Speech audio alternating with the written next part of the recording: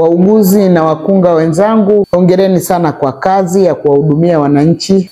Siku hii ya leo napenda kuwakumbusha kwamba ifikapo tarehe 1 mwezi wa 7 2025 tunaanza mwaka mpya wa fedha wa serikali, na sisi tulio wengi ni mwaka wa kuhuisha leseni zetu za kuturuhusu kutoa huduma. Labda niwakumbushe tu kwamba kuhuisha leseni ni takwa la kisheria kwa mujibu wa sheria ya uuguzi na ukunga ya mwaka 2010 na kanuni zake.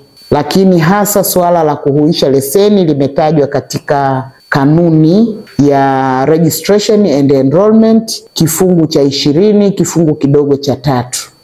Hivyo basi ninawaarifu kwamba ifikapo tarehe 1 mwezi wa 7 dirisha la kuhuisha leseni litafunguliwa rasmi, na wale wote wenye leseni zinazoisha muda wake tarehe 30 Disemba mwaka 2025 ndio kipindi sasa cha kuhuisha. Ni waase wauguzi na wakunga wenzangu kuhuisha leseni zenu mapema, na niwakumbushe tu kwamba katika kuhuisha leseni unahitaji pia kuwa na CPD point 60. Kwa hiyo ni matumaini yangu kwamba wauguzi na wakunga tumejiendeleza kwa kujisomea maeneo mbalimbali, kwa kujifunza katika maeneo yetu ya kazi na kujipatia pointi 60 ambazo zitatumika wakati wa kuhuisha leseni.